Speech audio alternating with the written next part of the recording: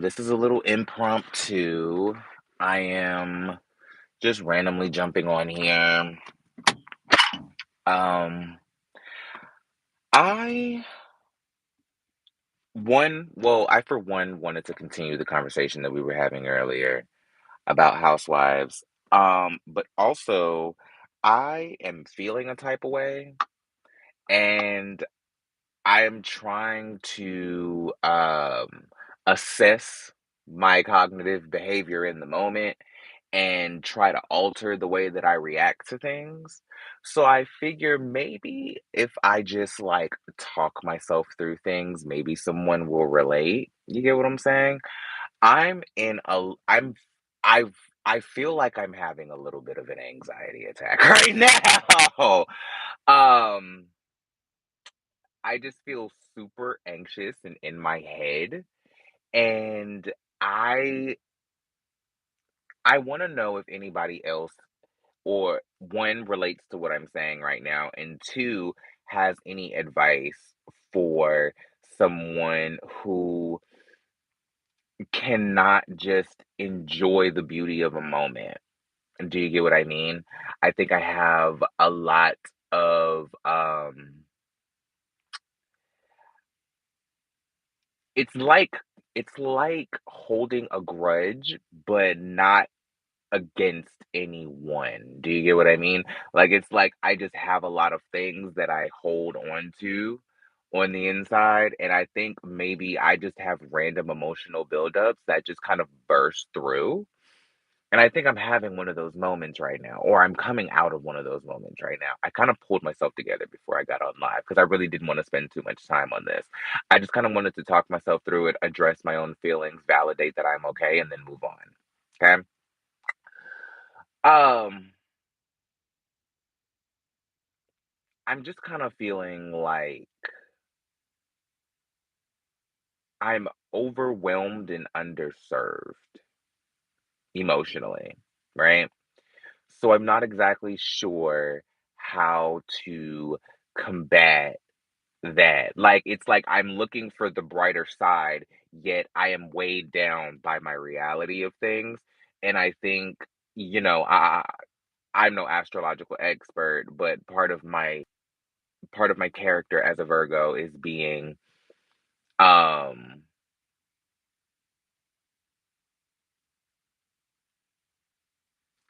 sorry, the comment just kind of threw me off. Sorry, what were you saying? You seem relatively okay. I think it's because I have calmed myself enough to go live and talk myself through it. Um, but the whole reason I'm doing this is because I've noticed that recently I've just kind of like started crying out of nowhere, or I feel these huge waves of emotion out of nowhere, and I don't really understand what I'm feeling or why I'm feeling it or where it's necessarily coming from. The um and it's very intense and it's like a very just like a deep feeling of it's like a cloud. I don't really know how to explain it, but it seems very intense and seems very like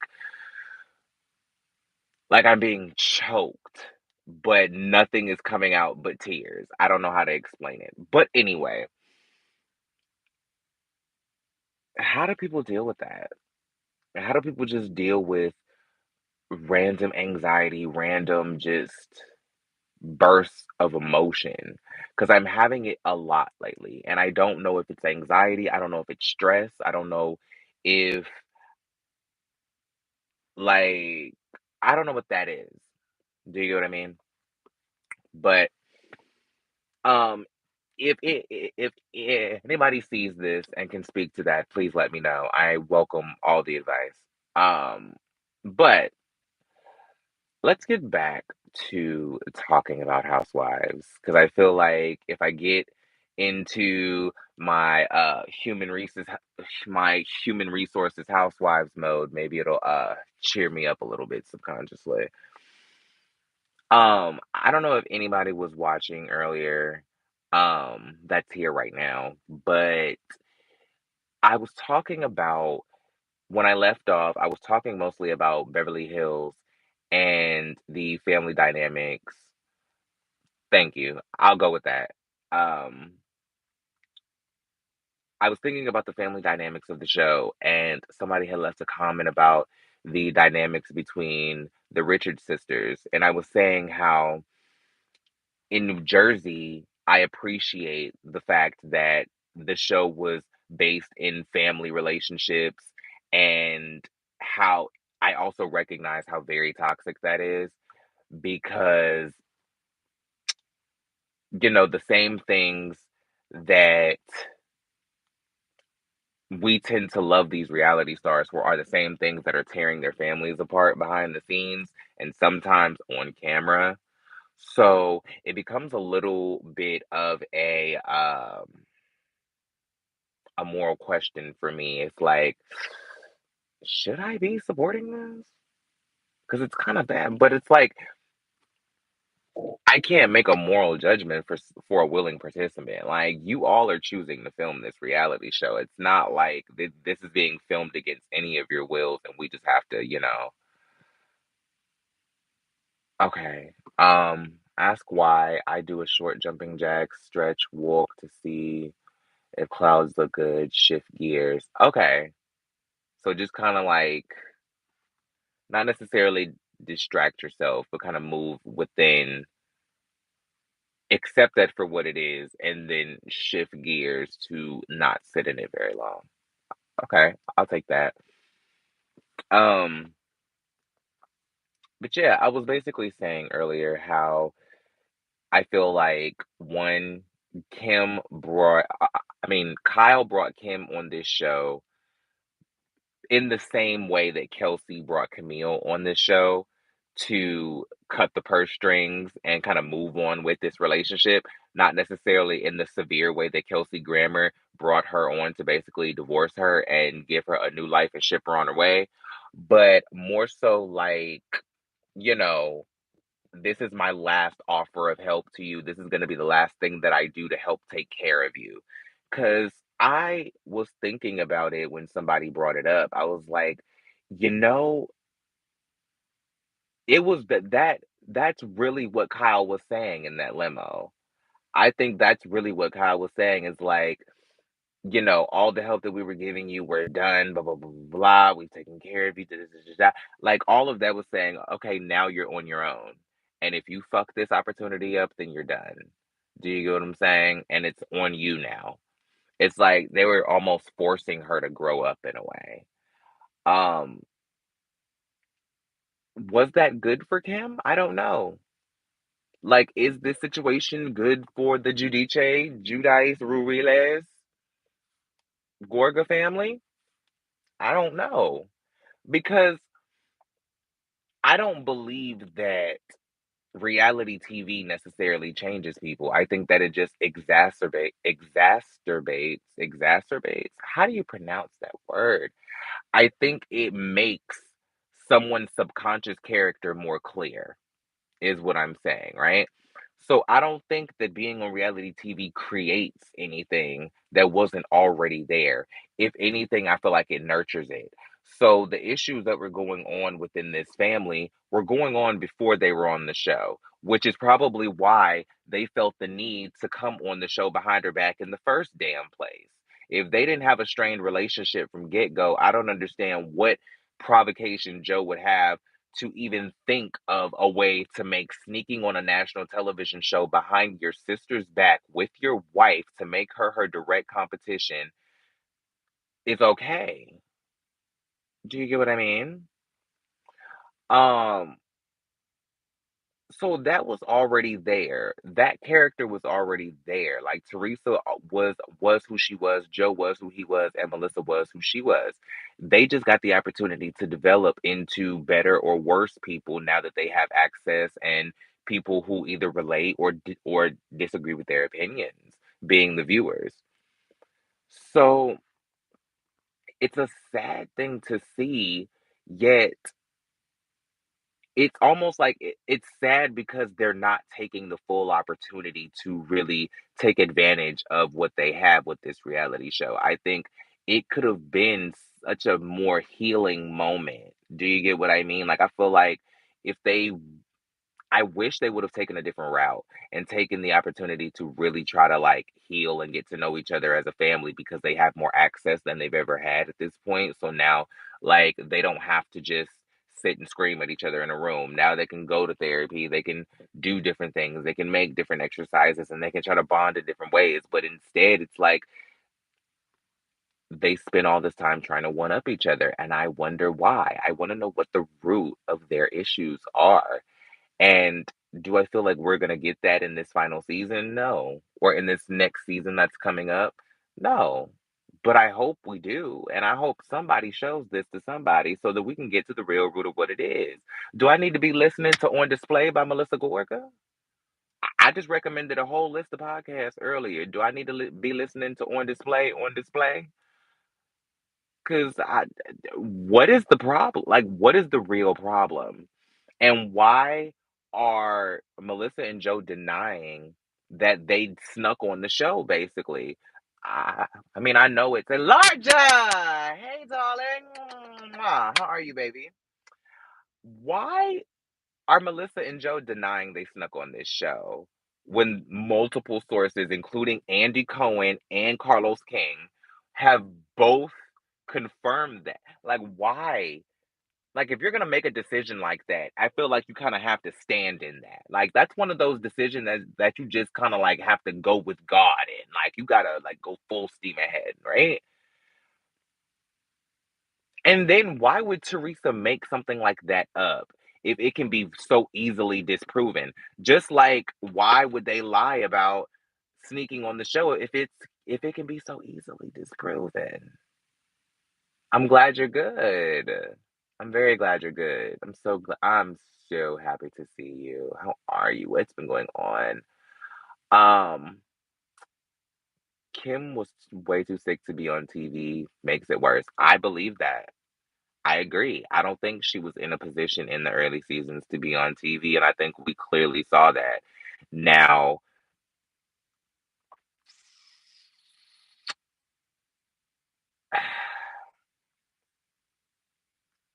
I wonder if Kim feels exploited.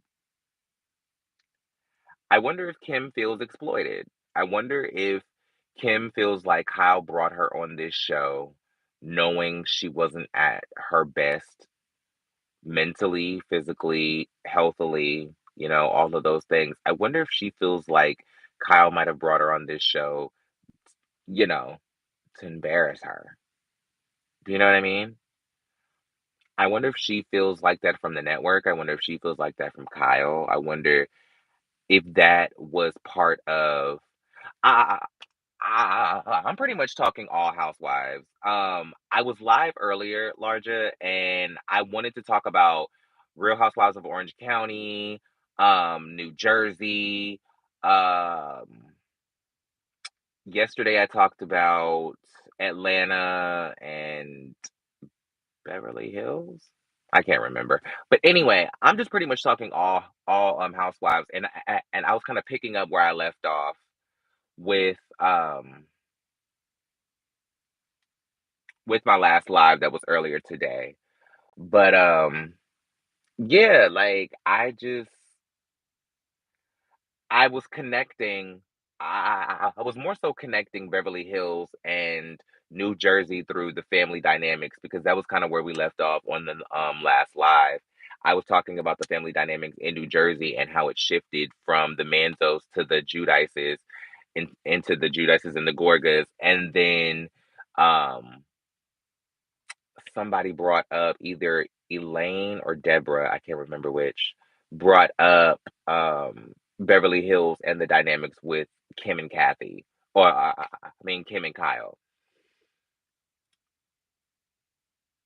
Do you think we're ever going to get the real reason why they weren't speaking for 10 years?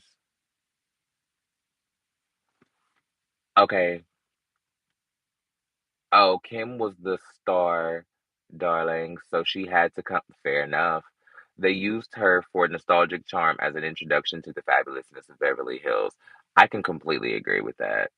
Hey, Georgia, I'm here listening while I'm working. Thanks, Renee. Hope you're having a great day at work. Um, you think? Tell me about it. Like,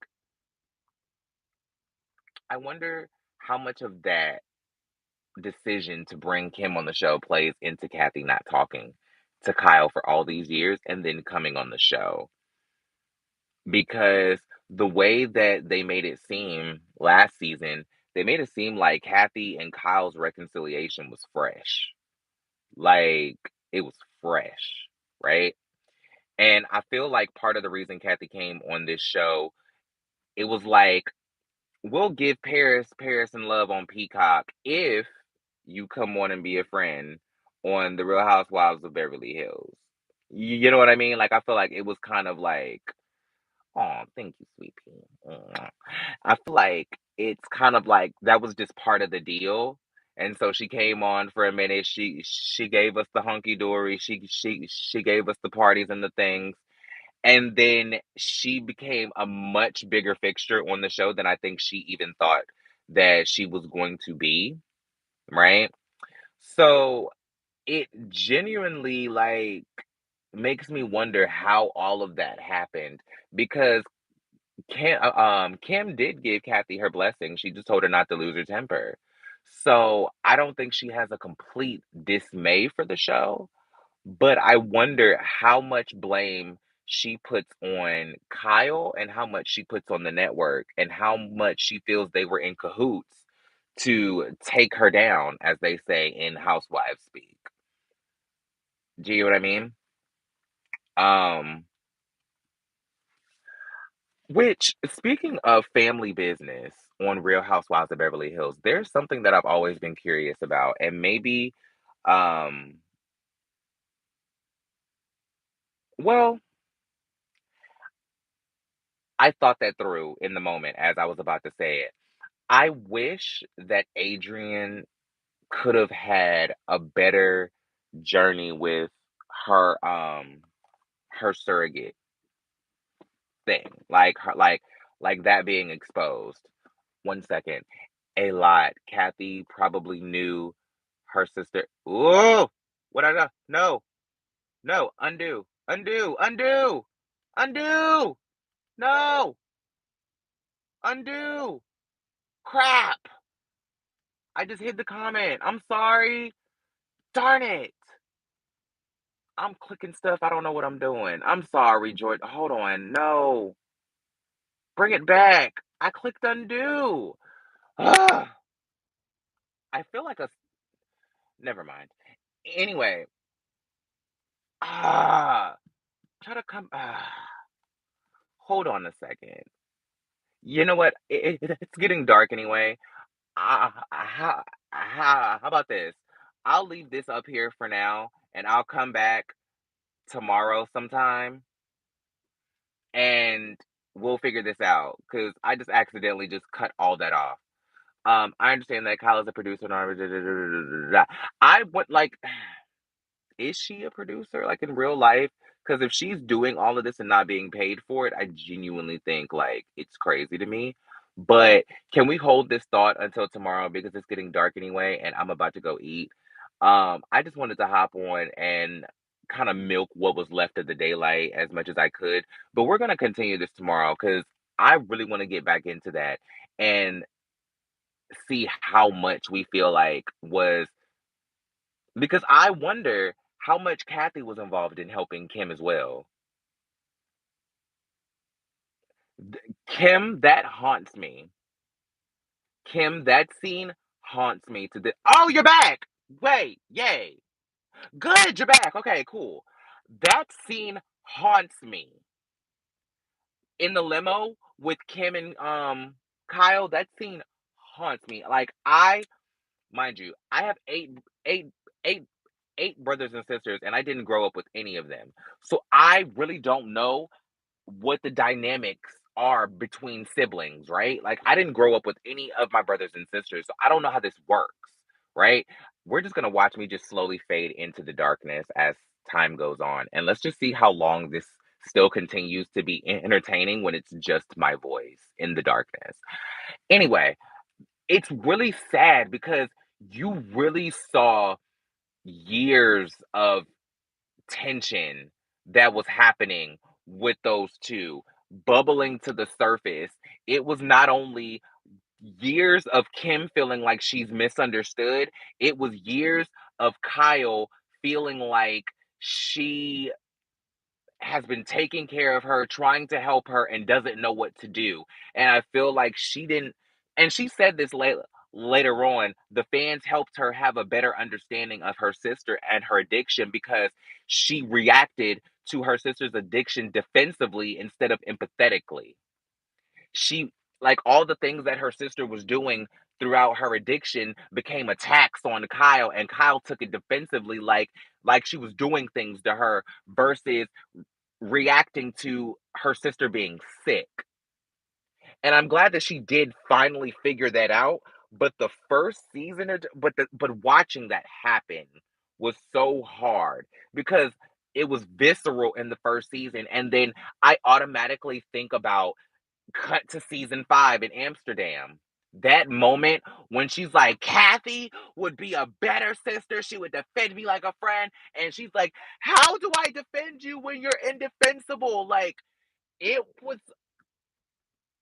insane because that's why I had such a hard time with Kyle the first few seasons because it was like, you don't, like, I wonder how common that is for people to react to people's addictions as if it is a intentional malicious attack on them.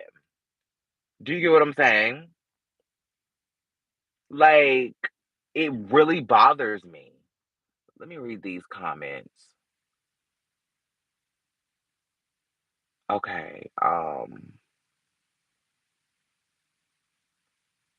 that limo scene was messed up. I agree. I quit watching that season after. I've been intermittently watching. Like, I still watch, but I will stop watching in the middle of the season and then binge watch 10 episodes because the reunion's about to start. Because I either check out or it just gets too vicious and it gets too, and when I say too vicious, I mean unnecessarily malicious. Like, every time Brenna and Erica Jane step on the scene, it gets just nasty to me. And it's like, it's not shade anymore. It's just malicious and it's evil. And I don't like that. That was like watching a blood sacrifice. Hello? Hello? Larja? Talk to the children. It was, and you know what?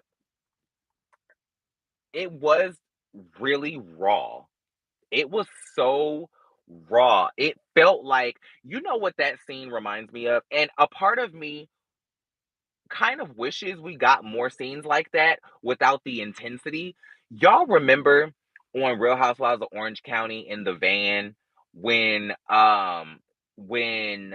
Tamara and them had stayed up and like taking shots right before they were going to the airport, and that whole scene where Kelly started telling all the girls what Vicky had been saying about them, and it turned from an attack on Kelly to an attack on Vicky, and Tamara was literally this close to her face screaming, "Fuck you," in that van, and it's literally just like night vision lighting and cell phone footage. That was so raw to me, baby. That scene was one of the rawest scenes on any form of these reality TV shows. Like, that was some real world Tammy Roman having an abortion on TV, wiring her mouth shut type of raw shit. Like, that, mind you, I'm not any type of stranger to violence, physical interaction, blah, blah, blah, blah, blah. You know what I'm saying? Like, if I was engaged in that, I wouldn't react to it the way that I would as a viewer. But watching that, it was like scary almost. Like, for lack of better words, it was like scary to see some shit like that happen. That limo scene was scary to watch. That scene in Amsterdam was scary to watch. What do y'all think Kim sparked in Brenna about her husband? What do y'all think the rumor was? Why do you think she reacted like that? Because it's not like she actually said anything about her husband. She just said, let's talk about the husband. You know what I'm saying? Like, I would have been mad if she would have been like, "Have a piece of bread. Maybe you'll calm down." I would have been madder at that. Hey, girl, Joanna Shantae, what's up, bug? I love you. Mwah. Hi, honey. I mean, I'm sorry. Like, there has to be something going on. Wait, Julianne who? Julianne who? Because the way she reacted, like nothing was going on, and then tried to get her to say it at the reunion, like she just knew she wasn't gonna pull out nothing. Like, I need to know what it was, because I would have reacted stronger to her telling me to have a piece of bread. No shade. That would have probably made me slap Kim over her saying something about my husband that wasn't true. I'd have been like, girl, about whatever. Like that's what you pulling? Oh, your man cheating on you? Like, if ain't nothing going on, I would have tossed that. I'd have been like, girl, wait, say it. You know what I'm saying? She waited till the reunion to do that after she had already tried to choke her, threw a glass at her, and screamed in a foreign country. You know what also lives rent free about that moment is Kyle running out of the restaurant. The way her coat and her hair just went flying out of the restaurant in just a gust of wind. It was just so dramatic, and it was so soap opera esque. And seeing that happen in a scene with two new stars of the show who were both from soap operas, I just think it's funny to me. I like that moment. I feel like Kyle was putting on because she was like, "Oh hell, they got real actresses on here now. Let me turn up." You know what I mean? Like, it seems like she was just like, "Oh hell, let me give it up real quick. Let's just see how it goes." You know what I'm saying? I feel like Kyle really started turning up once Renna and Eileen came on the show. Speaking of Eileen, am I the only one who, one, loved Eileen from the beginning, still love Eileen to this day, wishes she would come back, and completely understands why she won't? I love Eileen Davidson. I love her so much. Mind you, I am I'm the girl who likes all the unpopular housewives. I'm the one that likes all the housewives y'all say are boring. Um, I love Eileen. She's one of my favorite housewives to ever be cast on any franchise. I love Candy. Y'all say she boring. She's one of my favorite people on earth. I love Teddy. Y'all still cuss me out about Teddy. No shade. I still like it.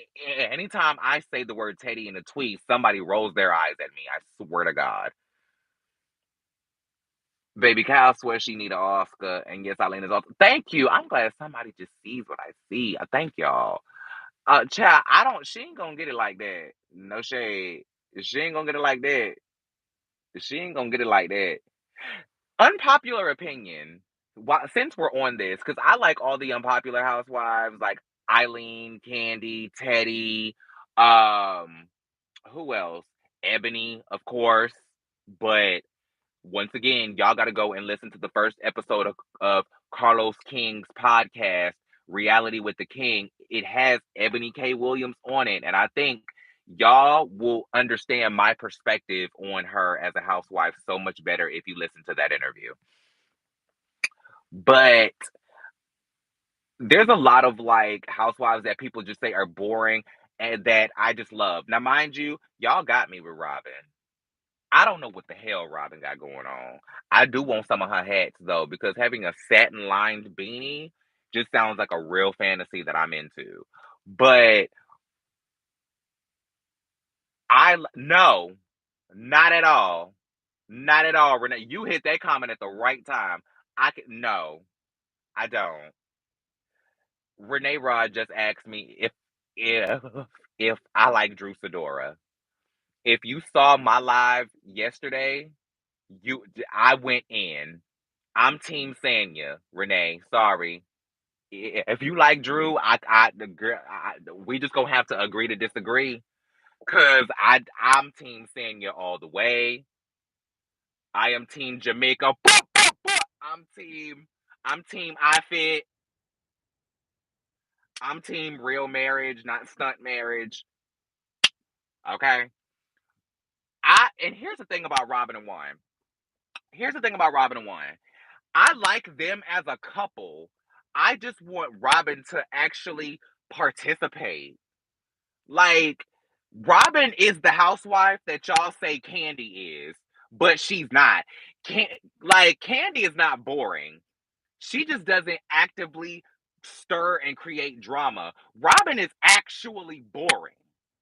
Like, in scene, she is boring. When she was sitting there arguing with Wendy, when she was sitting here trying to pat her pussy like Erica, when Wendy said fuck her, like, even that was boring. Like, she had boring ass comebacks. Like Robin is boring. But that doesn't mean she doesn't need to be on the show. I just feel like she just ain't like she just don't get like she really is go girl give us nothing. Robin is truly go girl give us nothing. Period. But her family dynamic, her fiance and her family dynamic is so great, and she has such an integral relationship with the cast at this point. Her and the other green-eyed heifer go back all these years. She's a season one OG of the cast. I feel like she's earned her spot. Ashley, I'm ambivalent about. This about your second third time asking me about Ashley. My bad, girl. I listen. I want to see what single Ashley giving, because I feel like when she moved out and like got her little apartment in the sky for a season or two, I don't feel like she really got her time to really show what single Ashley is giving, right? And I want to see what single Ashley is giving now that she's a mature grown ass woman with kids. Cause I didn't like Ashley in the beginning because I don't like people who just like she just seemed like one of those people who just come after people for no reason. Like she just like she was there to stir the pot. She's there to stir the pot. Her and Giselle were birds of a feather, and I was surprised that they didn't flock together sooner. No shade. It surprises me none that she wants to be in that trio. People are so surprised that Ashley is gravitating towards Giselle and Robin. And I was like, they should have been clicked up from the first season that they came on together. Because it just seems like they like Ashley is just she's messy in a way that don't make no damn sense to me. Like Ashley is one of those people who say she's one of those women who says, "I'm coming to you as a woman. I'm coming to you as a mom," but she's intentionally reading the shit out of you. Like she's just disrespecting you. Like she's calling you a piece of shit ass person, scum of the earth. But she's saying, "I'm coming to you as a woman, so you should hear me and be okay with what I'm saying to you because I'm coming to you as a person." And then what really pisses me off about Ashley is she leans into her white woman and tries to pull this aggression card when Ashley is very fucking aggressive. Listen to me well. Ashley is very fucking aggressive. The way she brought her ass down there, breast pumping all, started all that shit with Wendy and hit it out the door. That shit is I'm sorry. From the day Ashley has walked on this show, her light skinned ass has been aggressive. And for her to sit at that reunion and sit here and point in that dark skinned woman's face and to say that anything that Wendy did was aggressive, like you didn't walk in a woman's house and it, like you didn't walk in people's house and talk like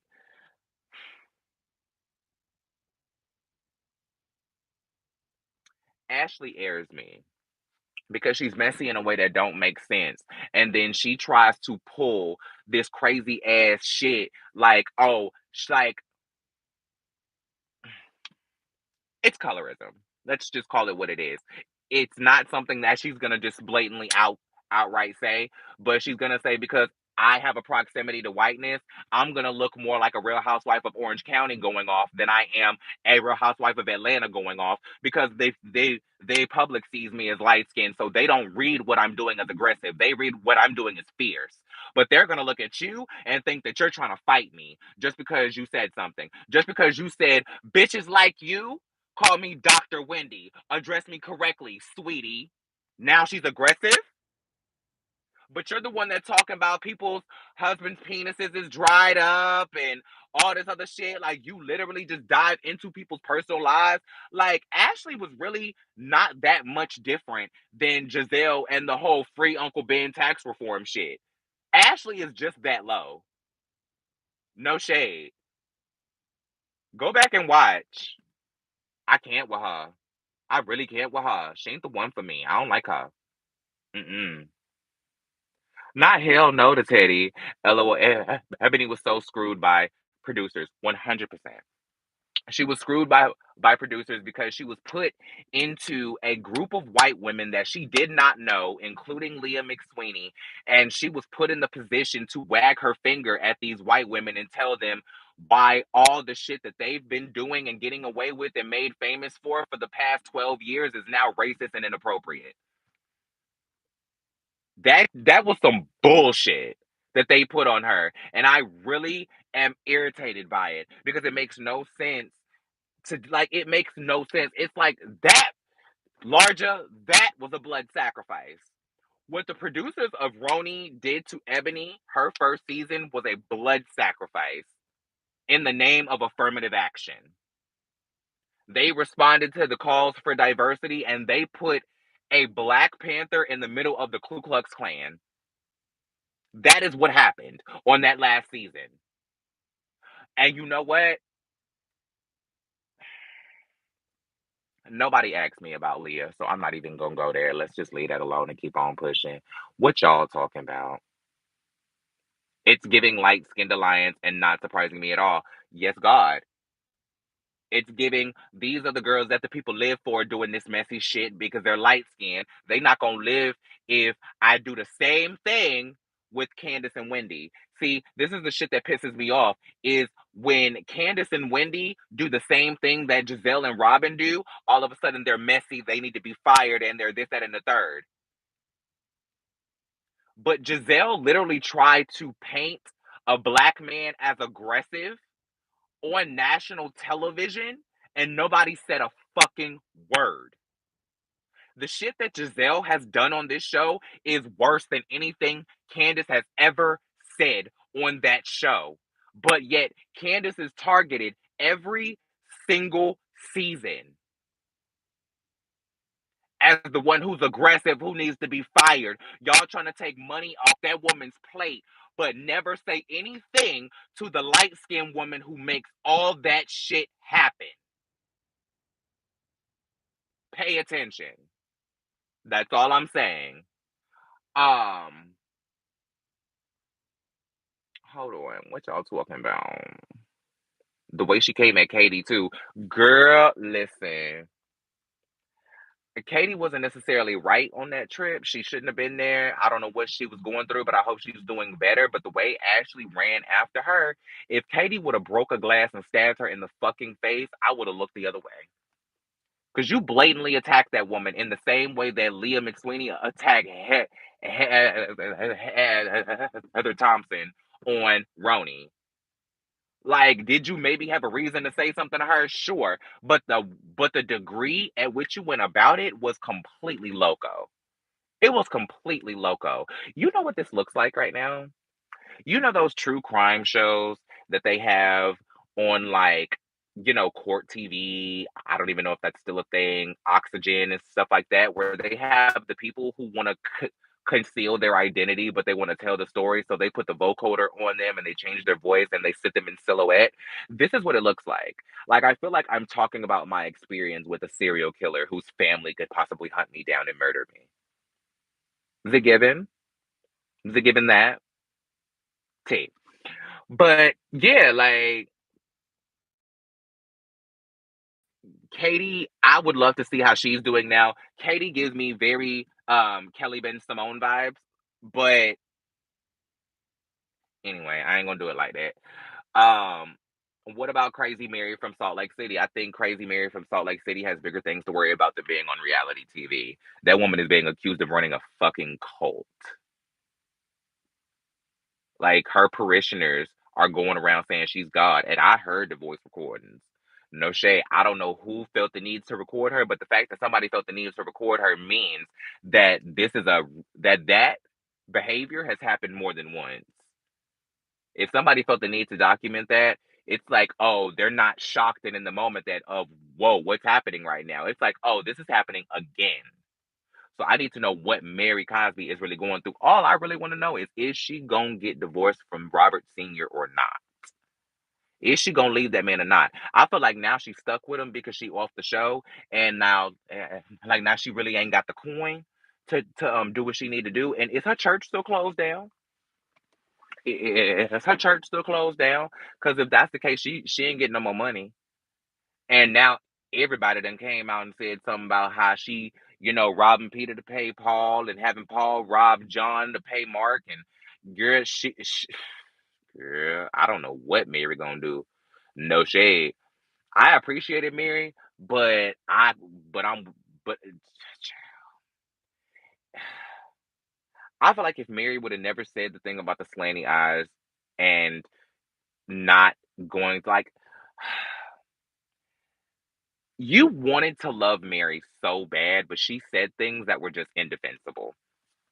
That's really what it is. You wanted to love Mary so bad because outside of the extremely problematic shit that she would say on a regular basis, she was a funny fucking housewife. I did a whole video on this talking about how iconic the Real Housewives of Salt Lake City is. That to me is I'm waiting for them to come like I'm waiting for them to hit their stride because I feel like Salt Lake City is the best new franchise to come out in a very long time. I feel like they are really just like they came out of the gate with the shit. Do you get what I mean? I feel like most of the time, new housewife cities, they have to build towards being iconic. Like when Potomac came out, they had something, but they had to figure out what it was. Because the show was supposed to be about etiquette and charities and all of that stuff. I don't know. Do they still form housewife shows around things like that? Like around like societal causes like charities or like how New York was supposed to be Manhattan moms, except Bethany wasn't a mother. But I guess they have to have the one that is the outside experiencer, whatever. But do they still form these shows in that type of thing? I guess yeah, I guess they do because Salt Lake City was basically formed around the Mormon church and around religion. So yeah, that makes sense. But Salt Lake City came out of the gate iconic. It came out of the gate iconic. Like only on Salt Lake City have we seen somebody listen, do y'all think we're gonna get that one-on-one with Jen Shaw and Andy Cohen? Like, how do you think this is gonna work out? Because Andy said that he's pissed off with Jen Shaw that she led us to believe that she could be innocent. If Andy believes that heifer was innocent, you know what? Andy never said he believed that she was innocent. He said give the woman her day in court. That is something completely different. I think Andy didn't believe a goddamn word she was saying either, but she was so adamant about proclaiming her innocence that he thought there's no way she could be doing all of this and be guilty. Well, okay. I'm sure we've seen worse. Yes, her church is closed down. I respect Garcelle huge for making it safely through her first season alone, but this new Cherie friend don't know about her. Can somebody please update me on how did the perspective on Cherie change? Because I must have missed something in the episodes I've seen. I think I've seen the whole. I think I've caught up and watched all the episodes, but I don't see why y'all mad at Cherie right now. Maybe I've missed an episode because last time I heard everybody was still saying cheers to setting the bitch straight. I didn't watch Karen's spinoff. No shade. I did want to watch it, but I don't watch television in real time. And so most of the time, if I'm watching stuff that comes on cable, like scripted TV or like these reality shows, I have to actively go and go and click on it and watch it myself in, the retrospect because I don't watch television in real time anymore. So I completely missed it. I heard it was good. I heard she has a beautiful family. I would love to know what's going on with the farm and everything and how that's working out for her. But I didn't watch it though. Do y'all think she should have got as many episodes on her spinoff as Portia got on hers? For the people who did watch it, let me know, was it that good? Let me know, was it that good now? But yeah, Garcelle ate her first season. She was in there. She was playing the game. She was talking her shit. She got up there at a charity function and was like, "Cheers to my new best friends." Well, not everybody. And look, Kyle dead in her face. Like Garcelle been with the shit. I don't know why people are saying like she's just coming into being a great housewife. She was a great housewife from the beginning. Her first season, she was sitting around there like, "Girl, that's white people stuff." I don't understand what y'all talking about. Like Cherie, I mean, sorry, I just read that in the comment. Garcelle was killing it from season one. Yes, her church is closed down. I did enjoy Mary. I enjoyed her too until she said a bunch of shit that I can't forgive her for. It seemed like when you disagree with Mary, you hard disagree with Mary. There's like no coming back. It's like when you disagree with Mary, it's like because of moral character issues. It's not about, oh, she just said something that I didn't like. It's like, girl, you said something like morally corrupt. Like, girl, like you said something that was self-hating against African American culture. Like, what? Like you categorize the woman by her genetic features that are directly connected to her race. Like, even though you meant it as a compliment, people can impact overrides intention, and you said something that is offensive. Like somebody can say, "Yeah, that's my N word," but if you not black, I don't give a damn how you meant it. You know what I'm saying? Get what I'm saying? Nope, just a bunch of women with money. Well, yes, yes. You talking about Manhattan moms, Joanna? It was literally just a bunch of women with money, and maybe they had kids. Like, girl, okay. Andy knew that lady was a lie. Andy knew that lady was lying. No shade. Andy knew that lady was lying. Knew that lady was lying. I'm sorry. Like, it's just too convenient that a woman comes on flossing about all this, da, da, da, da, and she leaned too much in. Like, I'm sorry, the way she handled her situation was very just not cool. Hold on, let me get to Cherie because I want to know what Cherie did. Cherie has blah, I'm sorry. Coach G said Cherie just has been doing interviews complimenting Erica and making excuses for the Fox 4 and said Sutton is why Garcelle can't fit in. Ooh, I don't agree with that. Ooh, I don't agree with that at all. I don't agree with that at all. If you want to compliment Erica, compliment Erica. And I guess I'm the only benefit of the doubt I'm gonna give Cherie is that she probably wasn't filming full time and she hasn't been around as much. But then again, didn't Cherie admit to watching the show? Didn't Cherie admit to watching the show before she came on?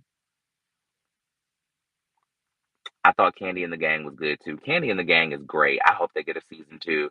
Candy and the Gang was great. Candy and the Gang, gang, gang, gang, gang, gang, gang, gang, gang. Child, that made me want chicken and waffles so bad. People feel like Cherie is desperate for a diamond rather than being Garcelle's backup, which is what folks wanted.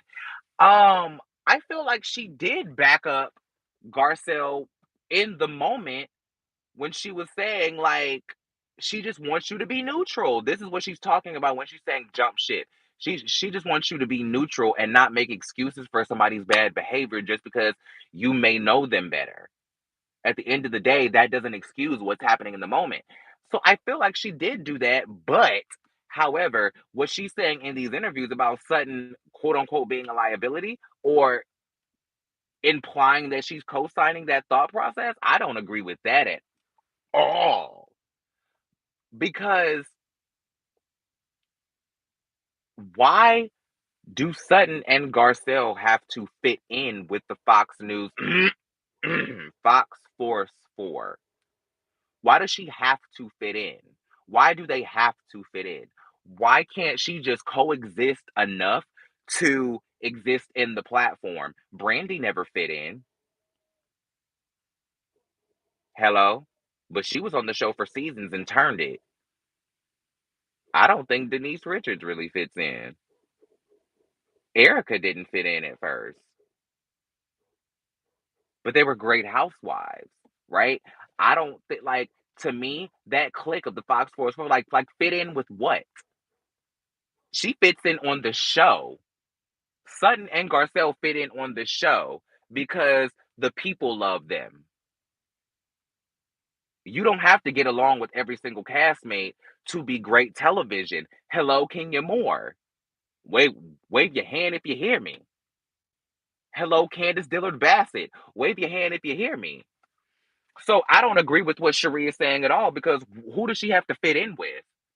And I think that that's what Garcelle has to recognize within herself is like at the end of the day, she wants to feel more welcome by the entire collective. And what she needs to realize is she has enough allies to exist on the show without needing to get along with everybody because the fans fuck with her. At the end of the day, as long as she has enough people on this show to hold her down, like Sutton and Cherie need to get her damn shit together. Cause I don't I don't agree with that. I just don't agree with that. I don't like that either. I don't like that opinion either, y'all. Y'all got me on that. Y'all definitely got me on that. Um,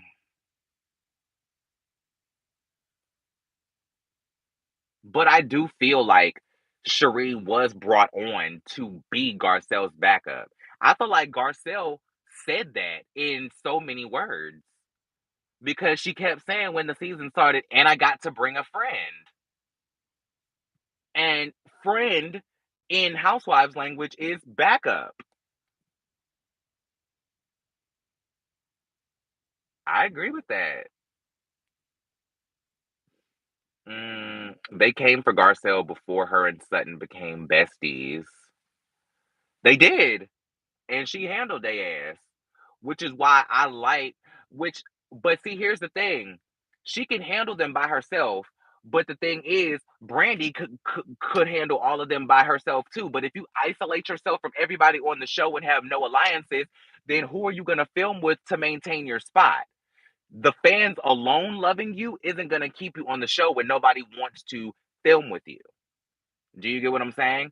So you have to have an ally. And I think Garcelle is playing the game enough to coexist enough with the women to where even if she doesn't fit in, she's cordial enough with the collective to stay on the show because they don't hate her, but she has an ally in Sutton to really like have somebody to have her back for real.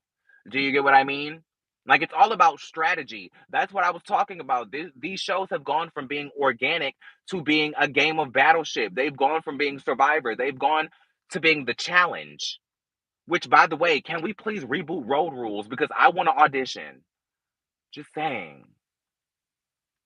Brandy is a hot mess, but she's a lovable hot mess. I love Brandy. I love Brandy because Brandy is someone who is just unabashedly not gonna take these women's shit. Like she does not live in the delusion of this housewives paradigm.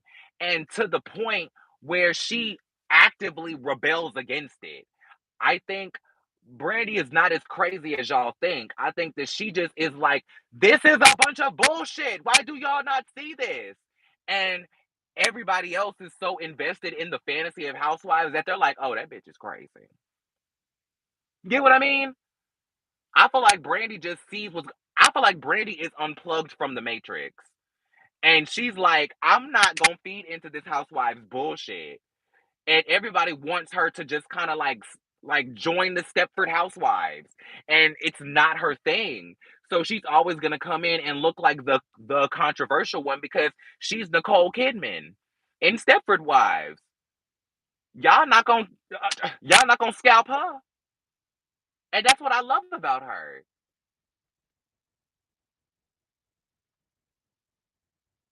I gotta do more wait and see on Zampino. She might be okay. I feel that's where I'm at with it. I feel like she got to do more wait and see. I'm right there with you on that. Love Kenya. I'm ambivalent on Kenya. I think she's good TV, but I feel like this is one of her worst seasons. I feel like Kenya has been phoning it in. I feel like Kenya has been phoning it in all season till she got to Jamaica, and when the producers told her clocked in, she she she clocked in on the wrong damn party because you sitting here so mad at Sanya because she didn't stop everything that she was doing on iFit to make sure that you got to iFit when you weren't in place at 9:30 when the bus was supposed to take off. Y'all, let's be real. Kenya wasn't even dressed like she was going to no damn iFit meeting. Why did Kenya want to meet the iFit people? Why did she even want to be there? Why did she even want to be there? Because it's not like she was really friends with Sanya. She just hung up on her in the previous episode because she didn't even want to hear her out about bringing a friend instead of a boyfriend. So why did you even want to go on this bitch's excursion to film with her? You was trying to finesse a deal, and you mad that you missed an opportunity to clout chase off of Sanya. Kenya mad she missed that clout chase. That's what it is. Pay attention. I'm sorry. There was no reason for Kenya to be mad at Sanya because at the end of the day, if you can't make sure that the bitches eat on your trip, don't be mad when you miss the bus on somebody else's. I feel like Kenya was trying to get a bag and she missed that bus. Sanya didn't make sure she was there, so now she done missed that opportunity. She knows she's not gonna get a redo, so she feels stupid. No, mm-mm. I ain't with Kenya. Sorry. I'm Team Sanya. I feel like Sanya has been nothing but welcoming and accommodating, and they are finding any reason to fuck with her. I feel like Drew is gaslighting her just like Ralph gaslights Drew.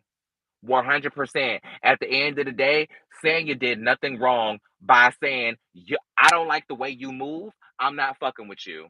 Because that's the difference between coming on as somebody's friend and somebody just linking you with somebody on the show. Those two bitches didn't know each other before she started filming. They hung out maybe once or twice. Sanya has said it the entire season. They were friendly. They weren't friends. So once she was cool with Drew as long as they were off camera. Once Drew got her ass on camera and started showing her ass, all of a sudden she didn't like Drew no more. See how that works out? See see see how that works out? Drew was doing all this acting when her ass need to go do an audition. She ain't got now script, which is why she's sitting here doing all this. She need to carry her ass down to the Tyler Perry plantation for real because she's doing too much. She need to play one of Medea's nieces for real, because she's giving too much. She's giving too much. Drew is doing too much, and I've already said this. Once a bitch brings out props, it's curtains for you. I don't like you no more. Stop trying to no. Ain't nobody in real life gonna go to the store on the way to meet with their alleged friend group and throw a doggy biscuit when they ain't got no pet in real life. I'm sorry. When you are doing shit just because there are cameras in front of you, that's when I'm like, I can't engage with you because everything you do is fake. Everything you do is fake, fake, fake, fake, fake, fake, fake, fake, fake. I can't deal. That's why I wasn't fucking with Kenya at first because she showed up to the damn thing with the whole ass pads and all that. I said it before. Drew Sidora is recycling Kenya Moore's season 5 behavior. And I didn't like it then, and I damn sure don't like it now. Drew is trying to be Kenya so bad. Drew is trying to recreate what worked for Kenya because Kenya came on and was controversial. She turned it and did all of that. But that shit was cool back then. I feel like you about 5, 6, 10 seasons too far out from that. That shit ain't cool nowadays. The audience that was living for that shit when Kenya showed up to that charity function with her whole ass out, the Kenya that was doing all that was gone with the wind fabulous, all that shit, we are older now. We are over that shit. We're the people who thought that shit was cool. We now are retroactively watching America's Next Top Model like Tyra was a piece of shit. Feel old yet? We have grown past that, and Drew don't know no damn better. And she think doing this internet culture shit is gonna work, but I don't think the kids are really watching Real Housewives of Atlanta. I think the grown folks watching the Real Housewives of Atlanta. No shade. Do children watch Real Housewives? Like, do the kids watch Real Housewives now? You know what I'm saying? The only thing with Kenya is that when she isn't a villain, she's not that interesting. That's why she had to clock in these last episodes. That's exactly what I'm saying, Coach G, which is why I don't like Giselle. Which is why I don't like none of these controversial bitches. Which is why I don't like Drew. Because if Drew was not turning it with these girls, y'all would hate her for how she lets her husband run over her. Last season when she wasn't doing all this, y'all thought she wasn't shit. But now all of a sudden she's sitting here throwing doggy biscuits and playing Kenya. She is trying to be Kenya so bad, y'all.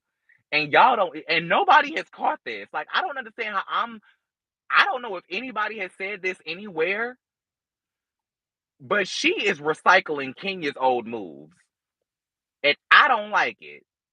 She was doing it last season with the gag gift. Child, I don't like Drew. I don't like Drew because she's putting on, and she's a terrible fucking actress. She's a terrible actress. I don't like Phaedra. Love Phaedra. Well, that's great for you. And it's not that I don't like Phaedra as a television art person, but like to me, she's the morally corrupt Phaedra Parks. Clock your references if you know what I'm talking about. To me, Phaedra is willing to cross too many lines, and Phaedra is willing to go too far. And thank you, Renee. I feel like she's willing to go too far, dig too deep, do too much, and I don't. Mm-mm, mm-mm. That season 9 shit, y'all be trying to tell Candy to get over it and do all of that. I'm sorry, no. Like, would y'all tell Emmett Till to get over it? Like, I am an extremist, so I am gonna take it all the way there. But like, be real. Phaedra really set Portia up to accuse her of rape. And y'all want her to just get over that. Like, would y'all say that to the boys from Duke University? Just get over it? Would you say that to the exonerated five? Just get over it? Do you see what I'm saying?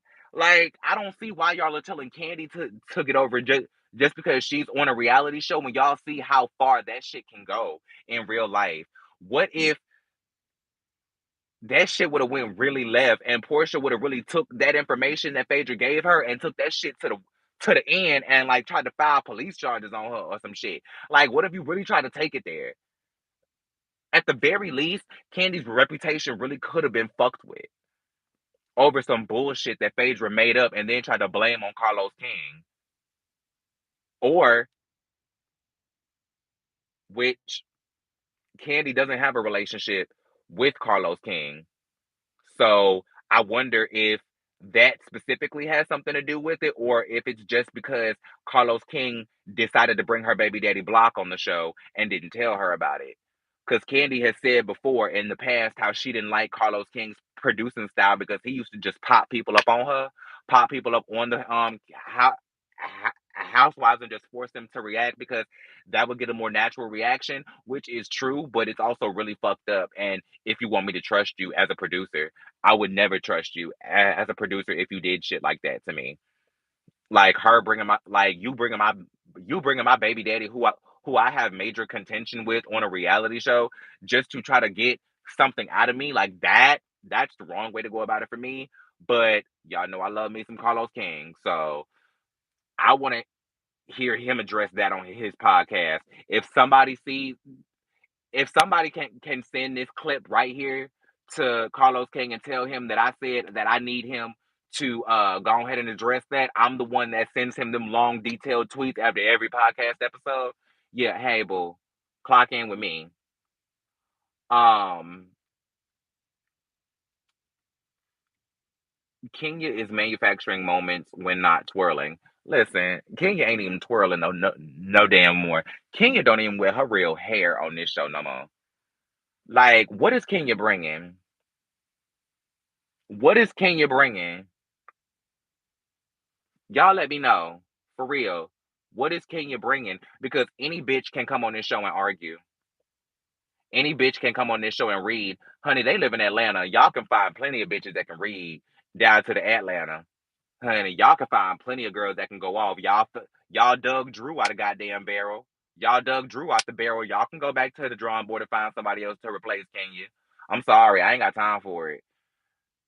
But it feels like they brought Drew on to recreate Kenya's old bullshit, and I'm not here for it. And I see Bravo and Drew for their works. I'm not here for it, not now bit. Don't get me wrong, I do like saying she's cool. Oh, I'm not mad at you, girl. I ain't barking at you. I'm just, I guess I have an aggressive demeanor.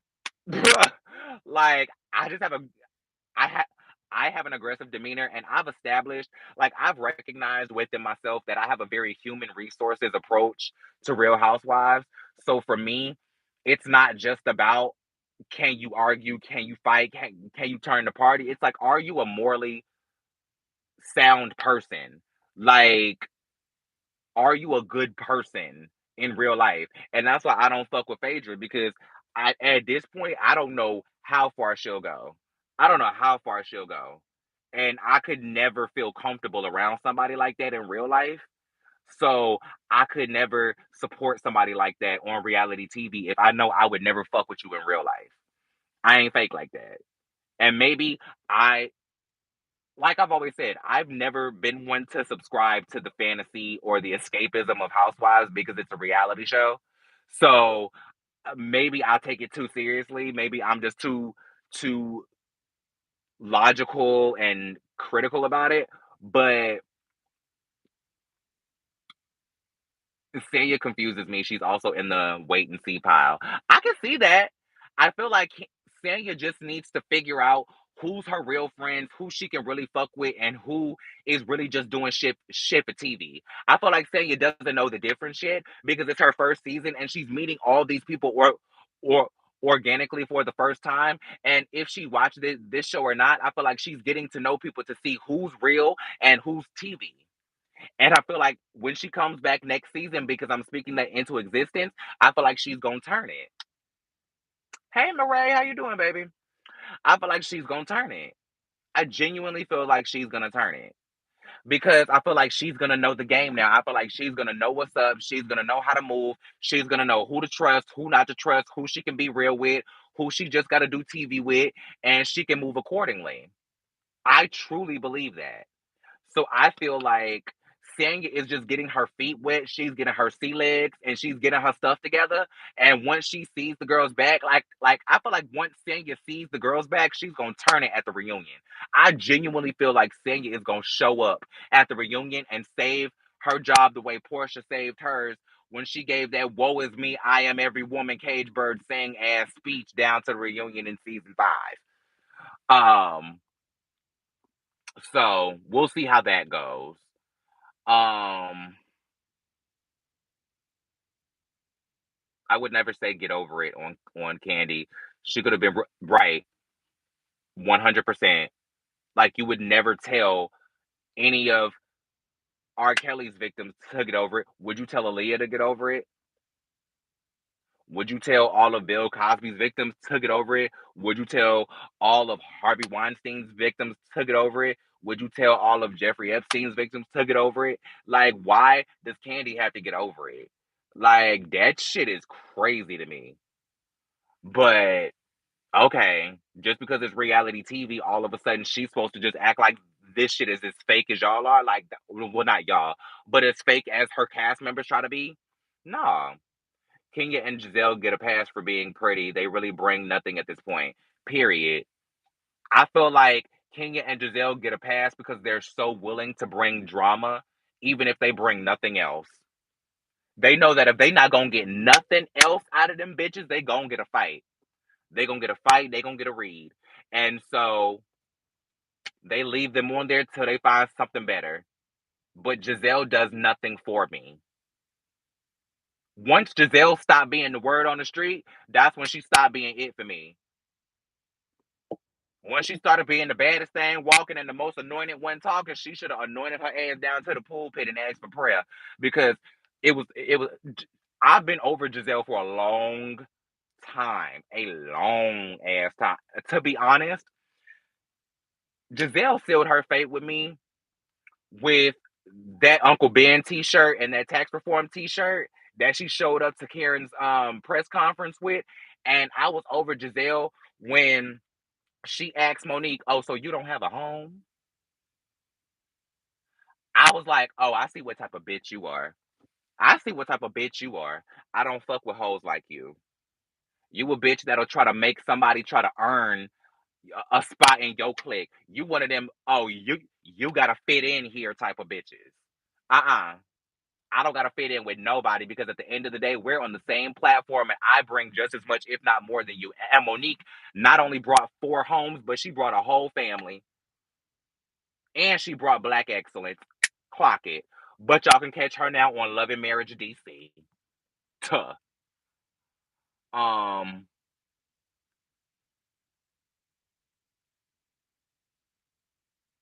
Thank you, Renee. She said, I love you, Georgia. You're cool and I like your personality. I do what I can, girl. I do what I can. Like, I feel like I'm the homegirl talking about Housewives.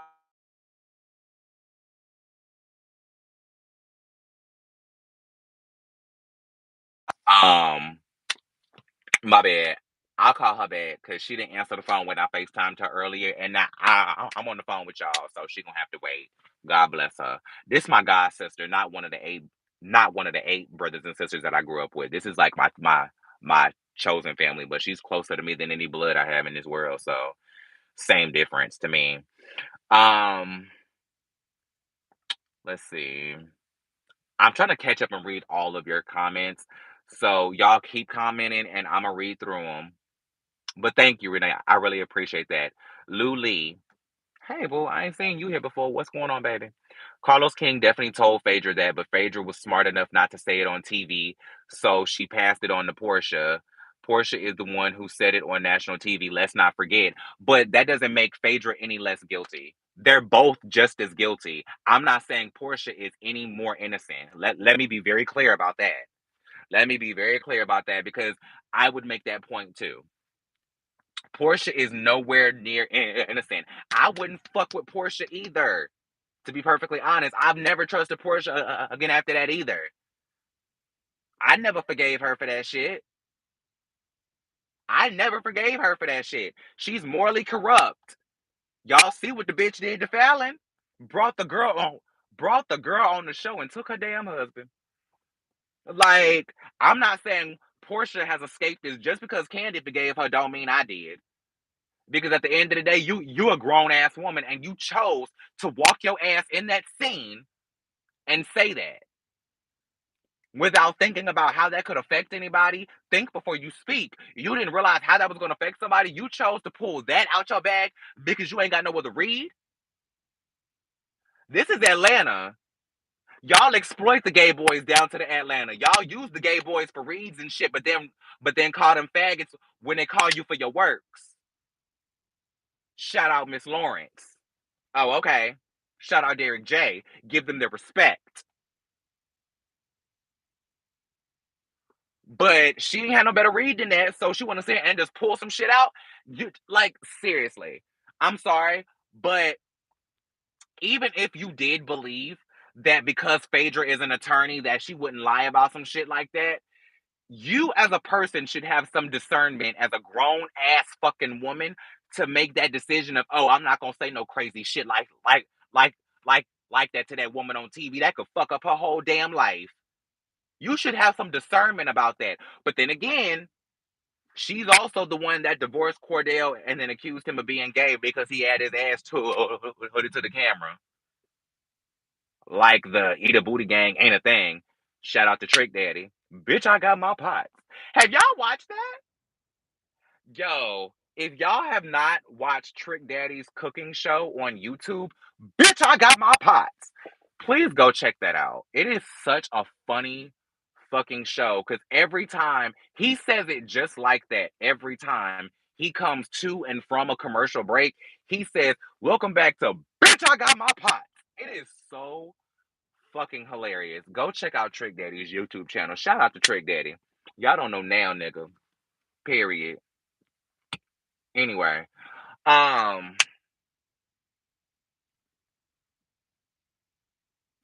Georgia, that's what I like about you is your opinions. You're always able to make me see the other side. I just, I'm one of those people who's overly analytical, so I think about it from all different directions. And it's not necessarily that I'm trying to convince anybody of anything. I'm just saying, let's just look at it from all directions, and then I'll leave you to make your decision for yourself. Do you get what I mean? So, I'm glad that I'm able to offer different perspectives and different points of view for people to look at. I appreciate that. That's really what the goal is. But I'm not trying to persuade anybody. I'm not trying to convince anybody of anything. I'm just trying to show y'all what I see and try to understand what y'all see, and then we can meet somewhere in the middle, or we can agree to disagree. Something of the nature. But either way, I just like having conversation because I like talking about people, not in a shady way, but I like learning about people in real life. Like, I couldn't have this level of intimate conversation about scripted television. Not really. Because at the end of the day, the I know it's a fantasy. But knowing that these are real people is always going to keep me engaged to a point where I'm always going to have opinions. Do you get me? Baby!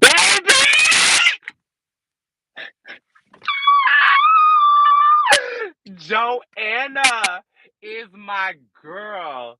Joanna. I was so lost without you. Oh my God. That is not only, clock your references, children. That is not only a reference to Candy on the show, but me and Joanna have said that to each other so many times in just group chats that are offline. We have said that on video calls so many times. That is how we answer the phone for each other. I was so lost without you. Girl! Oh my God. Woo! That is so funny. That is so funny to me. Woo! Okay. Um, the reason Bravo still messes with Phaedra is because she hasn't openly said production told her that. Yeah, I agree with that. I agree with that. But I think it is telling how that is the rumor that Carlos King told her that, and Carlos King left after season 9. I'm just saying. Season 9 just happens to be Carlos King's last season, and the rumor was that Phaedra got that from production, and it was specifically alleged that it was Carlos. I'm just saying, it says something. But I also believe that Phaedra is great TV. But I also believe that she is the morally corrupt Phaedra Parks. So I can't reconcile that. Is she great TV? Yes. Did I love her on Ultimate Girls Trip? Yes. But was I trying to avoid seeing her ass at all costs because I didn't want to like? Did I not want to enjoy her because I think she's a shitty person? Absolutely. Hey, so nice to see you. We're having fun here with you. Thank you so much. I'm glad y'all are having a good time. I'm having so much fun. I've missed doing this. I've missed doing this. Like, and I'm having a lot of fun not putting any pressure on myself to like create these great pre-recorded videos and edit them and be funny and add all of this stuff. Like, I'm not like I put a lot of pressure on myself when I do pre-records because I want it to be as funny as I think it is. Like, a lot of my videos that are my pre-records, I think are funny, and I edit them because I'm making fun of myself, and I think that the shit is funny, and I'm also not putting pressure on myself to add things or take things out or da da da da. I'm just having fun right now, and I appreciate that y'all are here having a good time, and we can just talk about it, and y'all are willing to just sit here and listen to me in the dark like I'm one of Ted Bundy's victims, that survived and was crystallized. Clock your references. Anyway, be sure to like we had a 5 minute shaky start, but Georgia took off like a rocket once her peeps showed up. Thank you all for coming. Yeah, very true. I always have a hard time starting these lives. Like, I'm bad at that because, I'm practicing my live on air skills. You know what I'm saying? Because, if anybody knows me, my ultimate dream job is to host the reboot of 106 in Park. I want to be the first trans person to host a music video count want to do. I want to talk to the people for the rest of my life. So, you know, let's see. Rest of the comments. Hey, hey, hey, baby, baby, baby, baby, baby. And they desperately need Carlos now, but the fact that they haven't hired him back is telling. Well, he's been axed back a few times. Carlos has said that he's been asked to come back at least 3 different seasons, and he refuses to come back. So I don't know how much of that is they've given up on asking him, or him just putting it firmly that he's not doing it. And I wonder if that rule applies to Carlos as well. Would Candy leave the show if Carlos came back, just like she would leave the show if Phaedra came back?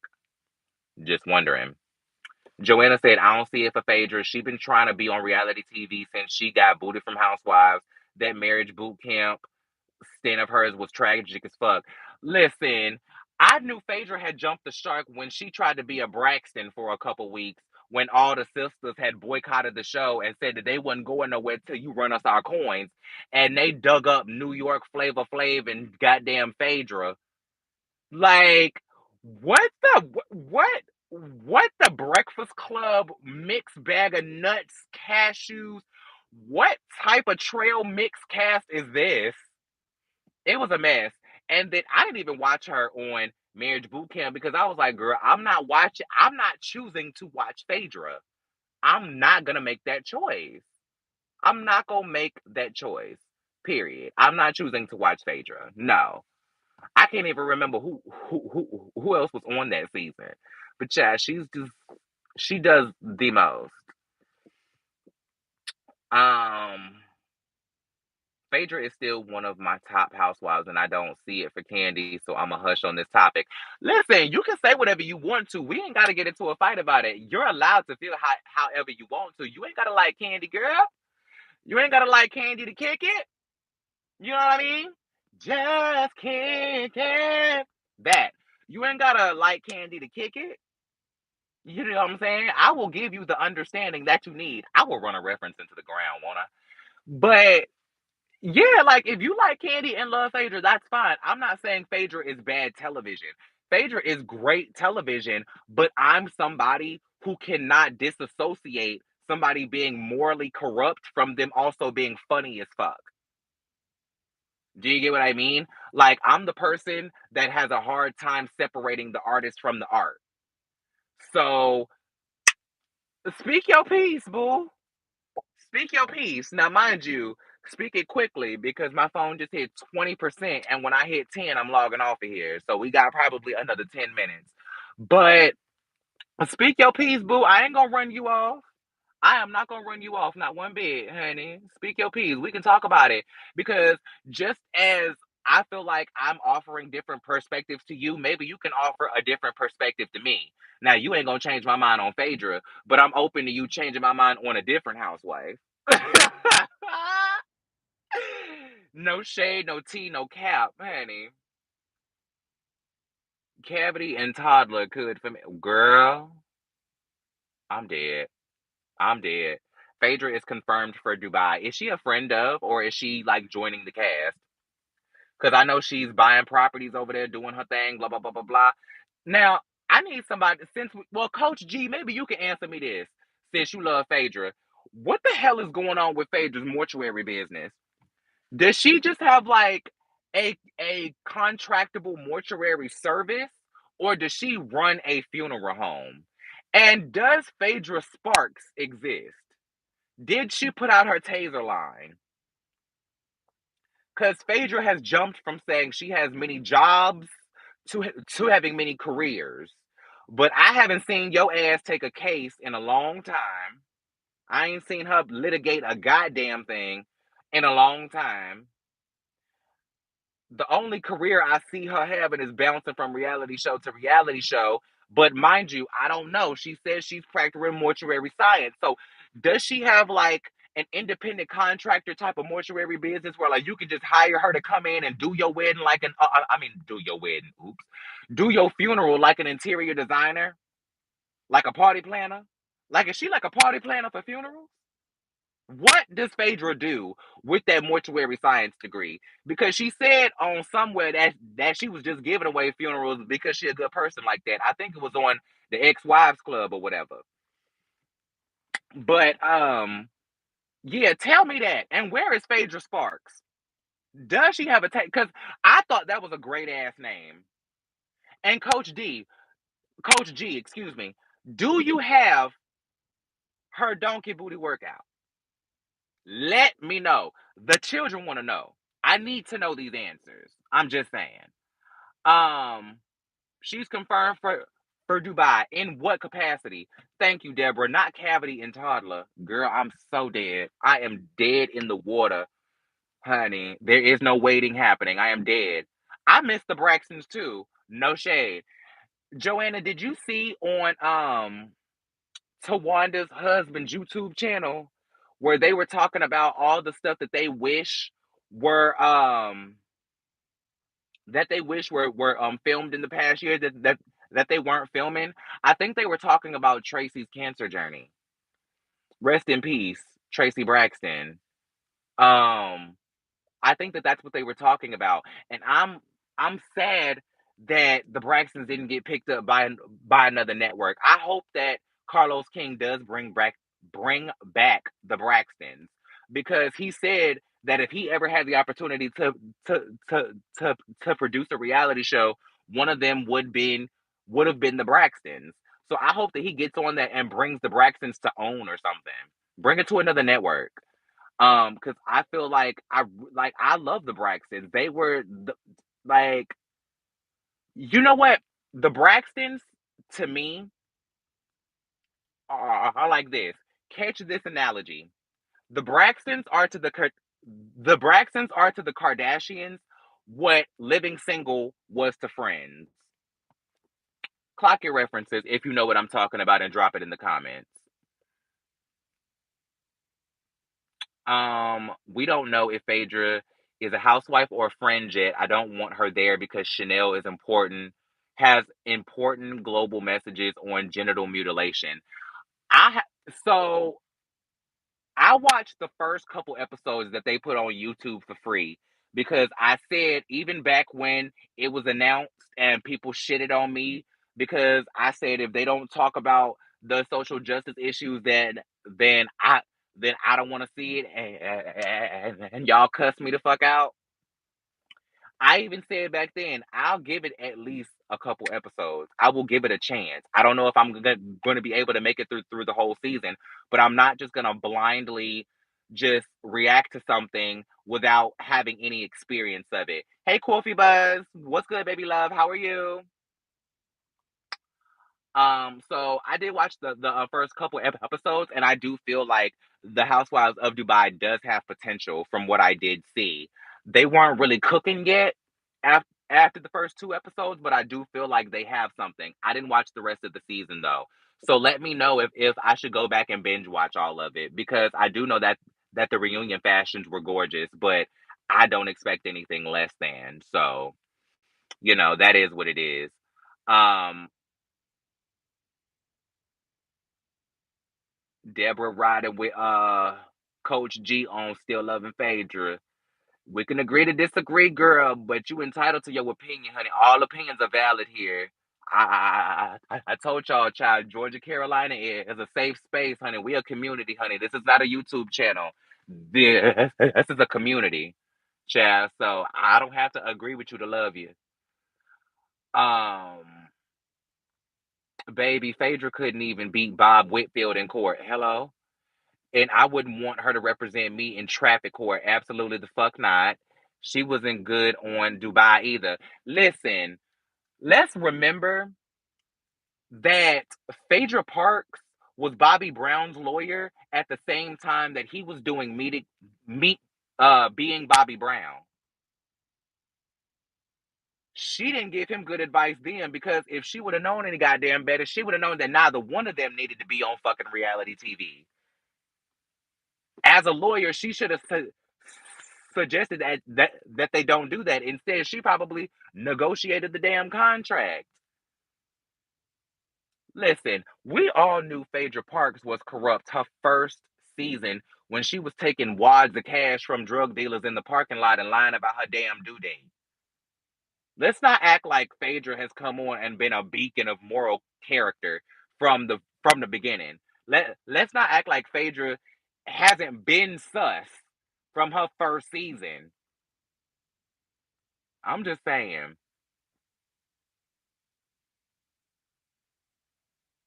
She funny as a cat video on TikTok though. I give her that. What's going on, Coffee Buzz? Me too, Georgia. Braxton Family Values was one of my favorite shows. I absolutely agree. We are the Braxtons, and you'll see that we are like an ordinary girl, that's my joint. Honey, I love the Braxtons. I love the Braxtons so much.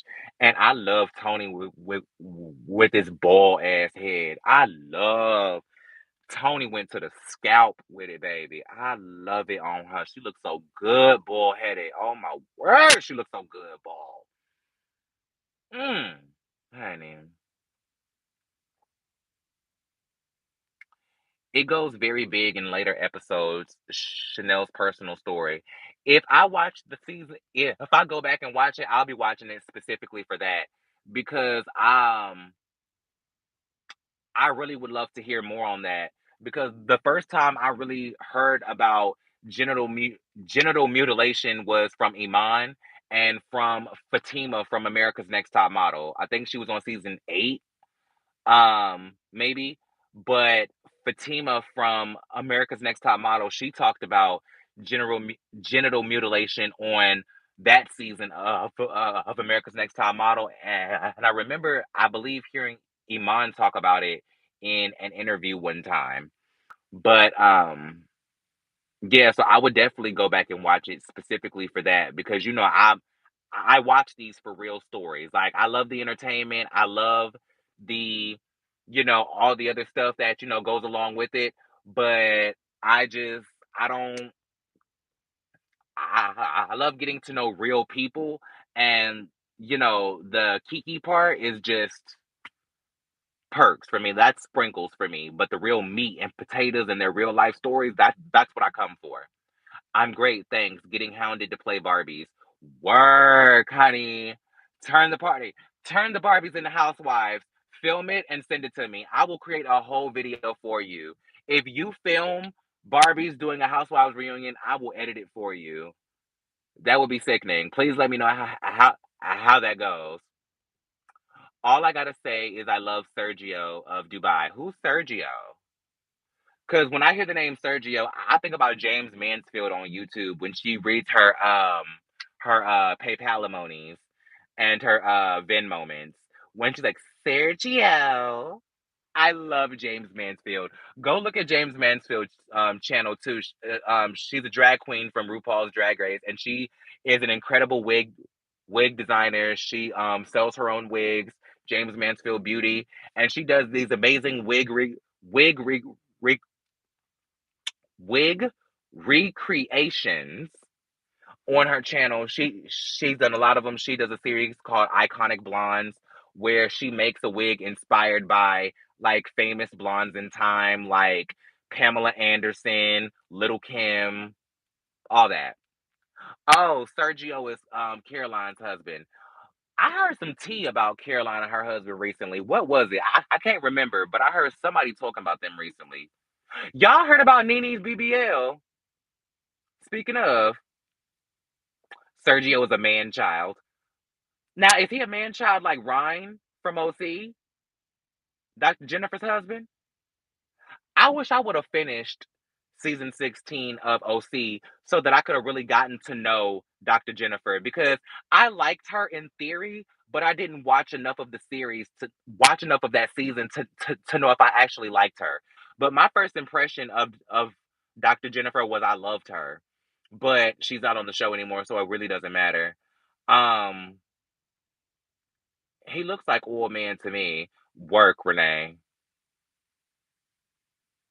It's as many as 80% young girls in Africa. It's terrifying. Okay, so I'm definitely gonna go back and do some research on that and come back and talk about it because I've heard these things about it, but I've never really dove into it because you know, when I heard about it at the time, I really didn't have the bandwidth or know how to even go about looking into that because I was younger. But now I'm definitely gonna at least watch the season for that and see what I can figure out. He's worse than Ryan. Damn. How is he worse than Ryan Ryan. Ryan Ryan. Ryan Pork Ryan. No, Sergio, not like Dr. Ryan.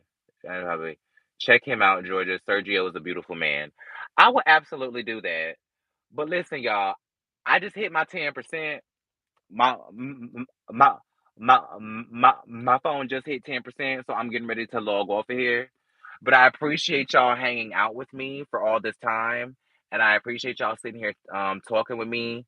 My husband is throwing me a birthday party tomorrow, so I probably won't be live during the day. It may be another live like this, where I come in later in the day and we just kind of fade into the background. Not Sergio wants to be the seventh housewife, like Peter Thomas style. Once again, go listen to Peter Thomas's interview on Carlos King's podcast. That was such a good interview. Carlos be getting the interviews, baby. When I tell you, Carlos be getting it done over there. Go listen to that. So Sergio is like a man child like Ryan, but he's the seventh housewife like Peter. Okay, y'all convinced me. I'll give it a check. Um, but yeah, I may be back on tomorrow later on in the day. If not, I'll probably be back Sunday. Well, my birthday's not until Tuesday. Um, my birthday's not until Tuesday, but yeah, but my husband's home from off the road. He drives trucks, so he's off the road, and he's throwing me a birthday party, which I'm really grateful for and I really appreciate. So, um, yes, I am a Virgo through and through, baby, through and through. I am a tried and true Virgo, from what I've been told. Anyway, but yeah, thank you guys so much. I really appreciate you guys. I will talk to you soon. If not tomorrow, I'll probably make a post and just create something for us to like comment on and like have a little general conversation. Um, if you want to link up with me on social media, my Twitter and my Instagram are both that BB Campbell. Um, THAT Campbell like Naomi or the soup. Take your pick. That's Twitter and Instagram. We can talk there. If you guys want to send me a birthday present, my Cash App is BreyenBonetCampbell. That's BREYEN. Bonet like Lisa and Campbell like Naomi. Period. It'll probably be in the description of this video. Or if you want it, just ask for it. Hit me on my YouTube because I don't even like asking for money like that, but all the girls do it. Cash at me for my birthday. So I'll do it as a joke and see if anybody really bites. But anyway, love you guys. I'll talk to you guys in a minute. I'm hungry again, so I'm finna go eat and whatnot. And this has been fun. I'll talk to you guys later. Y'all enjoy the rest of your weekend. Y'all behave, be safe, be blessed, do all the things of things. Same day as my grandson. His birthday is the 30th. Tell him happy birthday for me. Tell him happy birthday for me. Mwah. And I'll talk to you guys soon, okay? And I'll come back and I'll probably do a live on my actual birthday just because I probably won't be doing anything but wanting to talk to you guys anyway. So we'll reconvene soon. I'll make a post in the community tab. Look out for me. Add me on social media, that BB Campbell.